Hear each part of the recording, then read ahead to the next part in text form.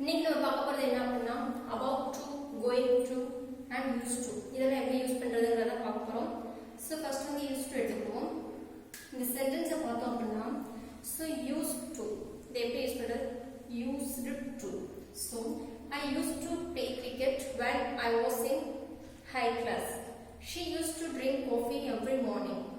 She used to live in Mumbai but now she lives in Chennai. She used to study well. So இதெல்லாம் என்ன அர்த்தம் அப்படின்னா use to அப்படின்னா இவரோட பழைய பழக்கம் ஏதோ செஞ்சுட்டு இருந்திருக்காங்க பட் இப்போ கிடையாது. இப்போ ப்ரெசென்ட்ல இப்போ நவ் அப்படின்ட்டு இப்போ உள்ளதை பத்தி பேசும்போது ஐ யூஸ் டு பிளே கிரிக்கெட், நான் கிரிக்கெட் விளையாடிட்டு இருந்தேன் பட் எப்போ when I was in high school. So நான் ஹை ஸ்கூல் படிச்சுட்டு இருந்தப்போ ஹை ஸ்கூல் படிச்சப்ப நான் கிரிக்கெட் விளையாடுறது என்னோட ஒரு ஹேபிட்டா வச்சிருந்தேன், பழக்கமா வச்சிருந்தேன்.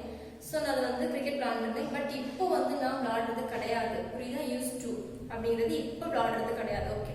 She use to drink coffee every morning.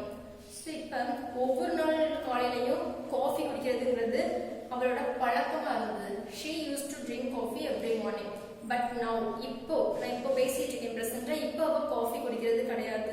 Right? So okay. She use to live in Mumbai. So அவ மும்பைல தான் இருந்தா. she used to live in Mumbai na இப்போ மும்பைல இல்லன்னு அர்த்தம். சோ அடுத்து கொடுத்திருக்காங்க but now she lives in Chennai. இப்போ அவ மும்பைல இல்ல, இப்போ அவ எங்க இருக்கா? இப்போ அவ சென்னையில தான் வாழ்ந்துட்டு இருக்கா. Okay. she used to study well. she used to study well அப்படினா என்ன அர்த்தம்? சோ முன்னாடி அவ நல்லா படிச்சிட்டு இருந்தா. சோ இப்போ நம்ம பேசும்போது அவ நல்லா படிக்கிறது கிடையாது. புரியுதா?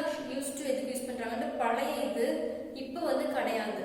அத மாதிரி used to பக்கத்துல உள்ள verb எல்லாத்தையும் பாருங்க. சோ verb-ஓட ஃபர்ஸ்ட் ஃபார்ம் இருக்கும். சோ verb-ஓட ஃபர்ஸ்ட் ஃபார்ம் இருக்கும். சோ எதுக்காக? இது பழைய பழக்கம் இப்ப கிடையாது, பாஸ்ட் தான். பட் அந்த பாஸ்ட்ங்கிறத used to அப்படிங்கறத வச்சு நான் பாஸ்ட் அப்படிங்கறத காமிச்சிட்டேன் இந்த சென்டென்ஸ்ல.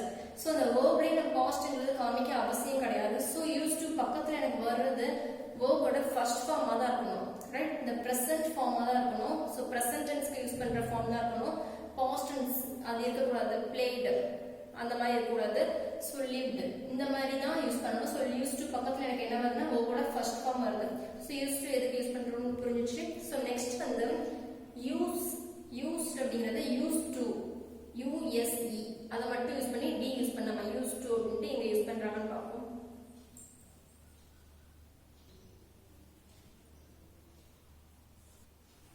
சோ இதல பார்த்தோம் அப்படினா she used to come here அப்படினா அர்த்தம்.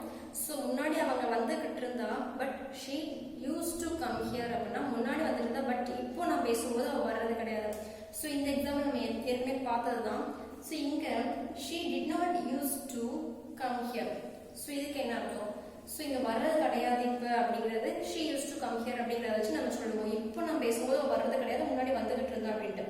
சோ இங்க she did not used to come here னா என்ன அர்த்தம் அப்படினா did not use அப்படினா never used to. so did not used to னா never used to அப்படினு அர்த்தம். சோ அதாவது எப்பவுமே அவ வர்றது இங்க பழக்கம் கிடையாது, முன்னாடி வந்துட்டு இருந்தா இப்போ வர்றது கிடையாதுங்கிறது used to. புரியுதா? So she never used to come here னா எப்பவுமே அவங்க வர்றதே கிடையாது.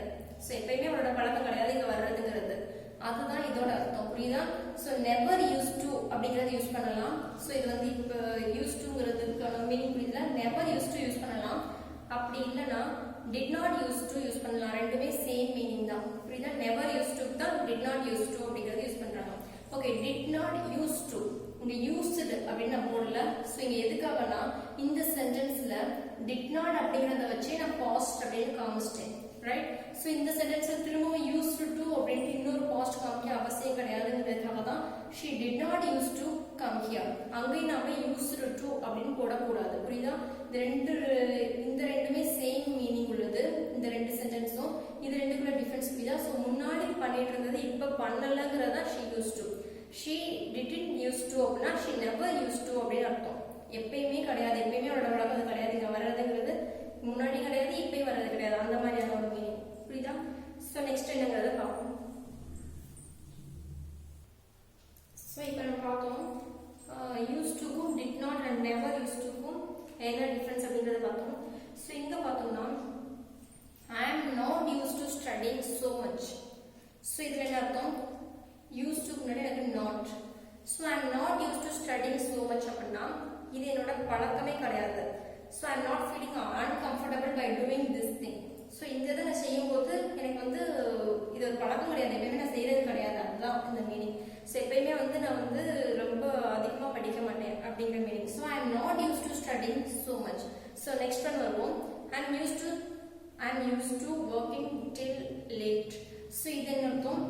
ஸோ நான் வந்து நைட் வர ஒர்க் பண்ணுறதுங்கிறது என்னோட பழக்கம். ஸோ எனக்கு இது வந்து ரொம்ப கம்ஃபர்டபுளாக தான் இருக்குது. ஸோ எனக்கு அது வந்து பழக்கமானது தான். ஸோ இது ரெண்டுக்கும் வித்தியாசம் புரியுதா? So I am not used டுக்கும் ஐ எம் யூஸ் டு ரெண்டுக்கும் வித்தியாசம் புரியுதா? So I am not used to studying so much.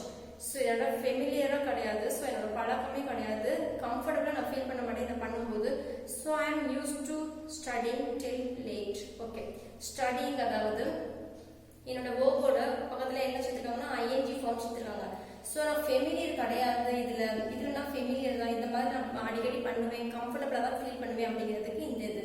Okay, next என்ன யூஸ் பண்ணுவாங்க அப்படின்னா எப்பயுமே வந்து யூஸ் டு முன்னாடி வந்து கெட், காட், வில் கெட், இந்த கெட் அப்படிங்கிறத யூஸ் பண்ணுவாங்க. அதாவது இதுக்கு டென்ஸ்க்கு தகுந்த மாதிரி பாஸ்டா ஃபியூச்சரில் உள்ள இனிமேல் தான் நான் அதை பற்றி சொல்கிறேன் அப்படிங்கிறது. சப்போஸ் இப்போ இதை பற்றி பார்த்தா புரியுது ரெண்டையும். So I am getting use to using chopsticks. அதாவது நான் அந்த சாப்ஸ்டிக்ஸ் யூஸ் பண்றது வந்து என்னோட பழக்கம் கிடையாது முன்னாடி. So I am not used to use this chopsticks முன்னாடி. So I am not used to use this chopstick. So அதை வந்து நான் யூஸ் பண்றது என்னோட பழக்கம் கிடையாது, நான் வந்து கம்ஃபர்டபுளாக ஃபீல் பண்ண மாட்டேன் யூஸ் பண்ணும்போது. பட் இப்போ என்னன்னா ஸோ அதை நான் ட்ரை பண்ணி பழகி I am getting use to using chopstick. புரியுதா? ஸோ இப்போ வந்து எனக்கு அது பழக்கம் ஆயிடுச்சு. ஸோ இதுக்கு தான் I am getting use to using chopsticks. So இந்த ரெண்டுக்கும் என்ன சொல்கிறேன் டிஃப்ரென்ஸ் புரியுதா? ஸோ நெக்ஸ்ட் இதே மாதிரி தான் இதுவும். I am getting use to this city. So I am not used to this city அப்படின்னா இந்த சிட்டிக்கு நான் வந்து பழக்கம் கிடையாது, இந்த சிட்டி எனக்கு அவ்வளோ ஃபெமிலியர் கிடையாது. ஸோ அவ்வளோ எனக்கு தெரிஞ்ச சிட்டி கிடையாது இது எனக்கு. ஸோ பட் இப்போ நான் ரொம்ப நாள் அங்கே இருந்து என்னாச்சுன்னா I am getting use to this city. So இப்போ எனக்கு பழக்கம் ஆகிட்டு நான் வந்து ட்ரை பண்ணிட்டு இருக்கேன். ஸோ இப்போ எனக்கு பழக்கம் ஆகிட்டு இருக்கு, இப்போ எனக்கு ஃபெமிலியராக இருக்கு. ஓகே, ஸோ இதுக்கு தான் யூஸ் பண்ணுவாங்க இந்த இதை. ஸோ யூஸ் டுங்கிறத எந்தெந்த மாதிரி யூஸ் பண்ணுவாங்கன்னு எல்லாத்தையும் பார்த்தாச்சு. ஸோ நெக்ஸ்ட் வந்து about to and going to, இது ரெண்டே எதுக்கு யூஸ் பண்ணுவாங்கன்றது பார்ப்போம். ஸோ நெக்ஸ்ட் நம்ம பார்க்க போகிறது about to and going to. So about to எங்கே யூஸ் பண்ணுவாங்கன்னா ரொம்ப அதாவது இப்போ இன்னும் கொஞ்ச நேரத்தில் நடந்துடும், வெரி சூன், ஸோ இன்னும் கொஞ்ச நேரத்தில் அந்த மாதிரியான ஃபியூச்சருக்கு யூஸ் பண்ணுவாங்க. ஸோ இந்த கோயிங் டுக்கும் எதுக்கு தான் யூஸ் பண்ணுறாங்க? ஃபியூச்சர் டென்ஸ் அப்படின்ட்டு காமிக்கிறாங்க, இனிமேல் தான் நடக்க போகுதுன்னு காமிக்கிறது. ஸோ வில் அப்படிங்கிறதும் ஃபியூச்சருக்கு யூஸ் பண்ணுறது தான்.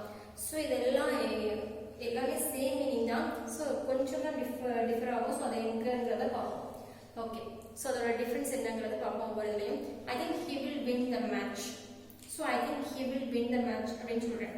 ஸோ என்னோட நாலேஜ் யூஸ் பண்ணி எனக்கு வந்து அந்த மேட்சை பற்றி கொஞ்சம் தெரியும். ஸோ அதை வச்சு என்னோட நாலேஜ் பேஸ் பண்ணி மேபி அவள் வின் பண்ணாமல் கூட இருக்கலாம். பட் என்னோட நாலேஜ் பேஸ் பண்ணி நான் சொல்கிறேன் I think he will win the match. So இனிமேல் தான் வின்னர் யாருன்னு அனௌன்ஸ் பண்ண போகிறாங்க.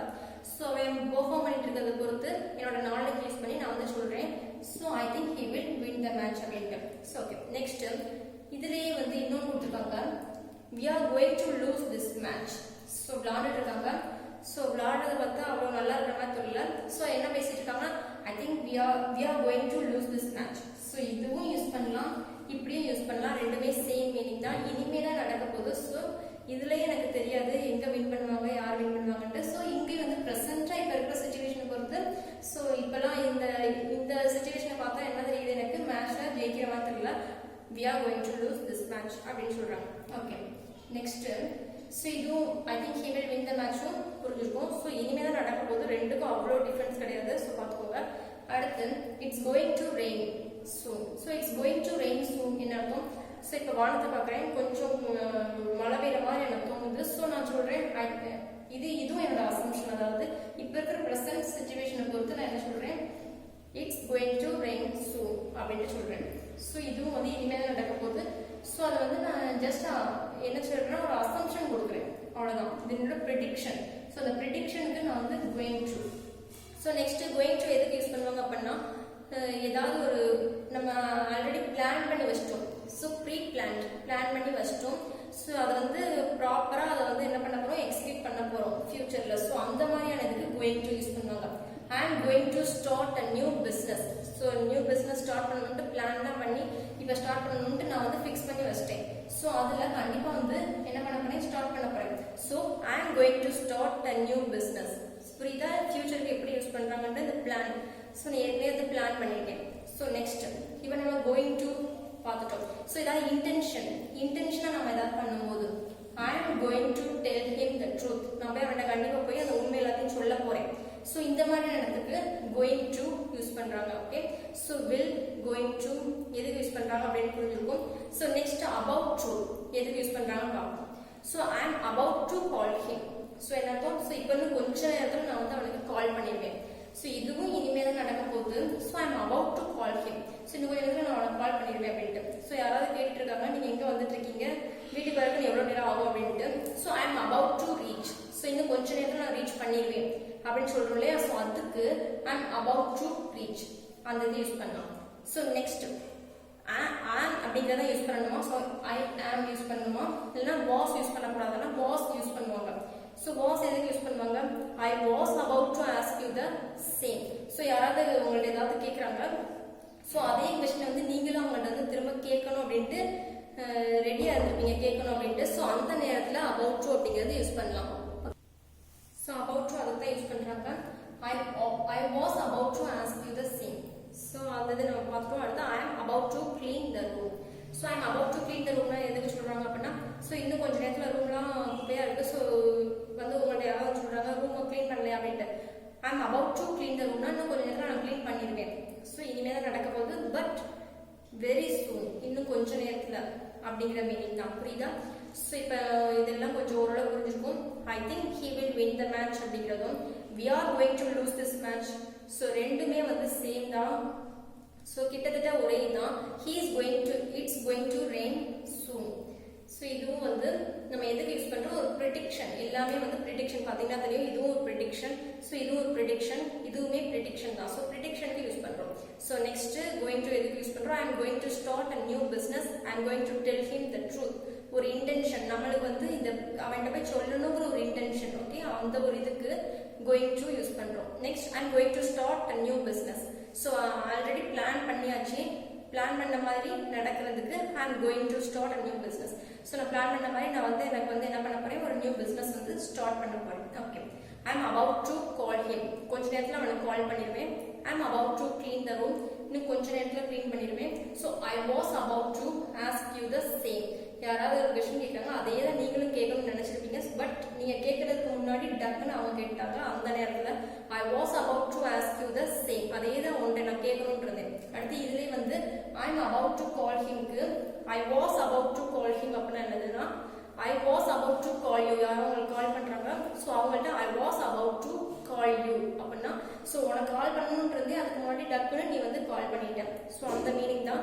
சோ was எதுக்கு யூஸ் பண்றாங்க அதுக்கு am எதுக்கு யூஸ் பண்றாங்க அப்படிங்கறத பார்த்து யூஸ் பண்ணணும். ஓகே இப்போ ஓரளவு முடிஞ்சிருச்சு. Use to about to and going to நம்ம எப்படி எங்கெங்க யூஸ் ஆகுதுன்னு சொல்லிட்டு பார்த்தாச்சு.